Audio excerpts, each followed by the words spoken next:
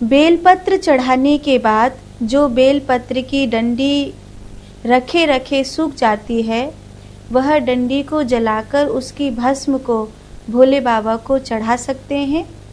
हाँ, चढ़ा सकते हैं।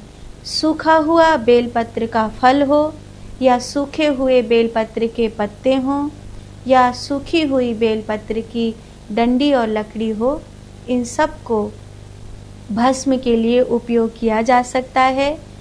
ऐसे 14 वृक्ष होते हैं जिनको भस्म के लिए उपयोग किया जा सकता है, जिसमें बेर है, पलास है, बड़ है, पीपल है, आम है ना। ऐसे ये 14 वृक्ष होते हैं जिनको भस्म के लिए इनके पत्तों को, इनकी डंडियों को उपयोग किया जा सकता है।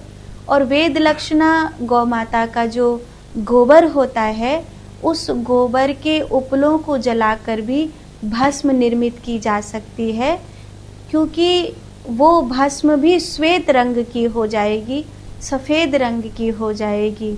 जर्सी गाय अगर रहती होगी या गाय का खान पान गेहूं के भूस का नहीं होगा, हरे चारे का नहीं होगा, तुरी आदि का होगा, चावल के धान का होगा, तो उस गैया के गोबर में दुर्गंध भी आएगी और वो पूजा के लिए पवित्र भी नहीं माना जाएगा।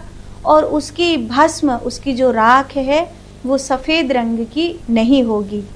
लेकिन कोई वेद लक्षणा गौ माता हो और उस वेद लक्षणा गौ माता के गोबर के साथ जर्सी गैया का गोबर न मिला हुआ हो और उस गैया मैया को गेहूं के भूस, गेहूं के जो से भूस निकलता है वो, और हरा चारा आदि पवित्र भोजन दिया जाता हो, तो उसमें दुर्गंध कतई नहीं आएगी और वो पूजा में, यज्ञ में वही उपयोग होता है।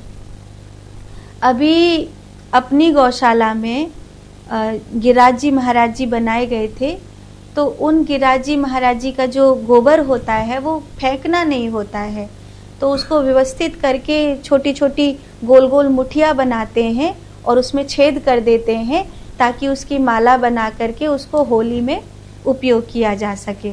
यही ब्रज का नियम है, यही परंपरा है। तो गिरिराज जी का जो गोबर था वो 3 दिन तक इसलिए रखा था कि इसको व्यवस्थित करके उसकी मुठिया बनाएंगे और उसमें छेद करेंगे।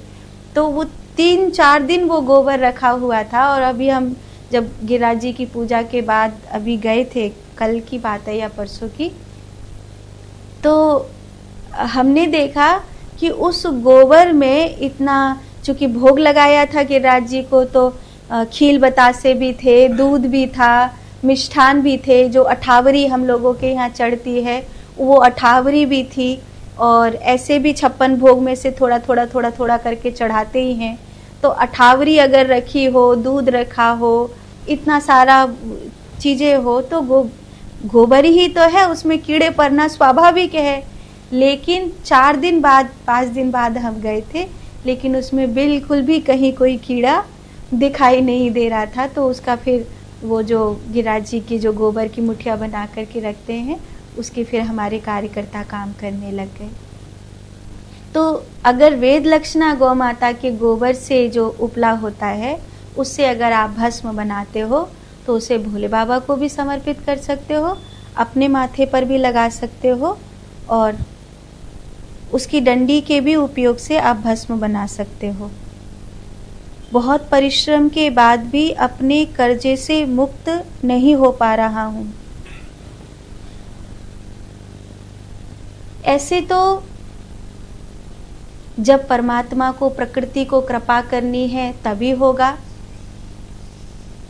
अपना पुरुषार्थ करना मनुष्य का धर्म है, पर फिर भी अगर आप अलग से कुछ करना चाहें तो भगवती लक्ष्मी जी का जो नवारण मंत्र होता है, उसको जाप करते हुए एक संकल्प लीजिए। कमल गट्ठा की माला पर जैसे 11 माला या 21 माला आप कमल गट्ठा की माला से जाप करेंगे और श्री लक्ष्मी जी के नवारण मंत्र का उपयोग करेंगे।